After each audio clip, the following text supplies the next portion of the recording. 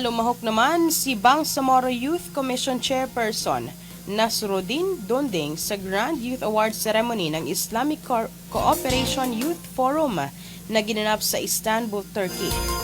Sa kanyang pagdalo, binigyang diin ni Dondeng ang patuloy na pagsisikap ng Bangsamoro government sa pagpapalakas ng international linkages at ipakita ang pakikilahok ng mga kabataang Bangsamoro sa isang pandaigdigang plataforma.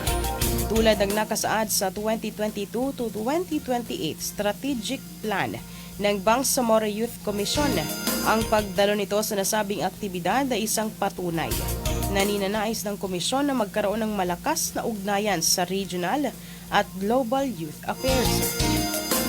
Ang programa ay dinaluhan ng matataas na opisyal at leader ng mga kabataan mula sa member state ng Organization of Islamic Cooperation. Inarangalan sa naturang seremonya si ICYF President Recep Tayyip Erdogan ng Grand Youth Award dahil sa kanyang malawak na kontribusyon sa pagpapalakas ng mga kabataan sa mundo ng Islam. Nagpahayag naman ng pasasalamat ang mga youth leaders mula sa Nigeria, Europe, Turkey at State of Palestine kay President Erdogan para sa kanyang pamumuno sa pagsusulong ng mga layunin ng kabataan.